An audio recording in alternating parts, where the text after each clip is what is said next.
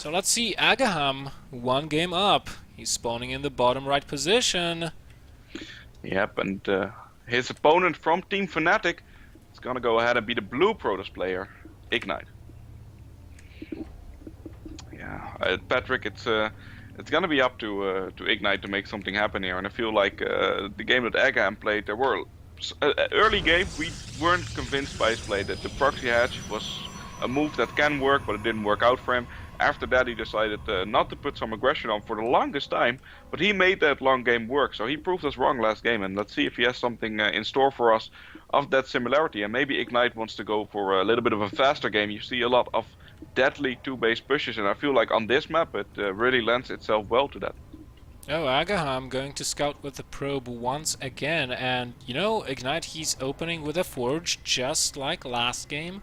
I have to say, on Daedalus point, that's a little bit of a ballsy move, because the wall off on Daedalus is a little bit different than on other maps, due to the ramp being so large, and in such a weird angle. You pretty much have to build your wall like this, from side to side, instead of covering the ramp. Thus, when the Zerg attacks early, he gains high ground vision, which normally he would not have on other maps with ramps at the naturals. aGaham again trying to deny the Nexus going down, but not being very successful. Behind that, he is getting his gas and his pool regardless, both at the same time, trying to expand now. Ignite has a probe there.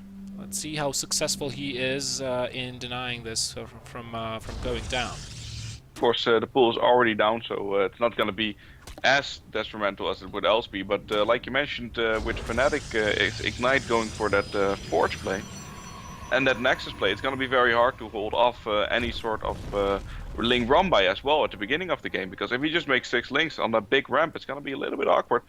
He already places down his second pylon, but I mean, the Overlord is there, it sees exactly what's going on, so let's see what he does with that gas. The hatchery for aGaham is also down right now, and it's going to be up to him to make something happen at the early game, and maybe it can be more convincing than last game, but so far he's just making drones and a Roach Warren again.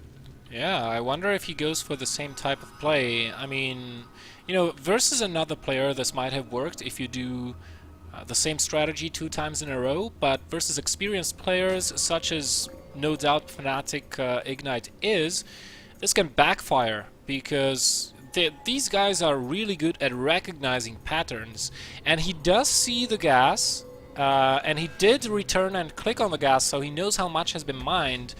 And he sees that it's not mining more, so he's not going to be afraid of roaches. aGaham pulling a yet another smart decision, just getting the Roach Warren just in case, but not actually going to be relying on roaches all that much. He really wants that third base, so maximizing his income, pulling the drones out. I feel like with the opening that aGaham did this game, I feel like he's a little bit behind, because he did invest in a lot of buildings. Of course he invested into the extractor, getting that gas before even making the first hatchery, and after that he made the roaches and the roach worm before making a third hatchery, and with Ignite making a Nexus before any other building except for the pylon. I feel like this is a really good situation to be in for the Protoss early on when you're going for a macro game. I'm a little bit torn on aGaham's decision to actually build those roaches, because he had something a little over 100 gas. Now you can do a lot with a little over 100 gas. You can go straight up to lair and only drone until that point, but the more useful thing, in my opinion, would have been to just get link speed. Because these roaches, their usefulness is going to diminish very quickly here, and they're not going to be able to do much for you in the early game, certainly not without any additional tech. And since aGaham's expansion was so much slower, and he did not delay the Nexus of his opponent, nor his Forge, nor anything that we have seen in the first game, you know, it would make sense to invest as much into the economy as possible. Now we can already see that these roaches without that burrow are not proving to be as useful as in the previous game. Nope, they did pick up one pylon though, which was a little bit annoying for Ignite. But I feel like one pylon at the cost of 4 roaches. Of course they're still alive, but they're not gonna be of any use for like the next 3 to 4 minutes, let's say. So it's gonna give him just a little bit of an edge in the economics. But on the other side, though, aGaham did go for 3 bases. It's just a little bit of an unorthodox opening where he's very safe. He can put some pressure on. If his opponent goes a really strange build or goes straight into Stargate or something like that, he could do some damage at the front. But all in all, I feel like it didn't work out that great for him. Yeah, it did not, and as a result he was a little bit behind economically. Actually, he is still behind economically, which usually you don't see. 39 40 probes to 39 drones at a point in time where the Zerg should have been at 55, maybe even more. It's 8-minute mark, so, you know, with 3 hatches, this is another really not very common type of game that we are seeing right here, and we can see that Ignite will probably go into +2 and blink very quickly here, adding on multiple additional gateways actually, and taking a 3rd base. So this is a really smart build he's using, because he's safe versus Mutalisks. Even though he did not open Stargate, he is relatively safe versus a quick Muta transition with that very fast blink and very fast +2. And at the same time, if the Muta transition does not come, he can push with those Stalkers. He can be aggressive, he can control the map. Given how short the distances are between the thirds on this map, this would be a viable option for Ignite to take. Yeah, I agree with you completely, and for aGaham it's also a little bit scary because he doesn't know what's going on yet. The Overlord might get picked off before he sees that 3rd base, but I think it's gonna see it, so he gets a little bit of an indication there. Just barely manages to see that though. There's also gonna be Blink on the way, and he's already researching +2 attack, so he could make a little bit of a timing later on after the 3rd base finish, and he really starts getting some profits from that. And aGaham in the meanwhile, he's getting some roach upgrades, but apart from that I don't see that much, except for the fact that he's going Hydras, which is a very common transition, of course. Yeah, it is very common transition.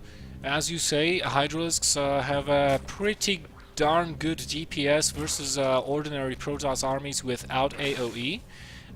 So, you know, this could be aGaham's ace in the sleeve, so to speak. Immediately gets grooved spines, so that will enable him to target down sentries from behind the force fields, which ordinarily you can't do as a Zerg. Ignite, for the time being, just sitting back, not really trying to be aggressive. He is putting down forward pylons though, and yeah, he does find out the 4th base, unfortunately getting a little bit too close with the probe, thus alerting aGaham to what he might have planned. But he is moving that way. He's got a lot of sentries. Tunneling claws are not done for aGaham. He did not even start those, and he needs to start pumping Hydras like there is no tomorrow, because with only roaches, he's not going to be defending this. Yeah, because if he doesn't do it, there will be no tomorrow, because this is a pretty scary army coming here from Ignite, and remember, it does have the +2 damage that we discussed earlier on. It's for sure going to deny this 4th base, there's no doubt about that. That's just going down, and aGaham knows exactly in which position he is. He's adding spikes, he's adding roaches, but I don't feel like just roaches is going to be enough. There's 5 Hydras on the way, but 5 Hydras isn't going to defend this either. He needs a lot of Hydras, and I feel like he's not gonna have the amount of units he needs. There's some decent force fields catching a few of these units, but there's just not that many units, Patrick. Yeah, it's not. He didn't see this coming, and GG's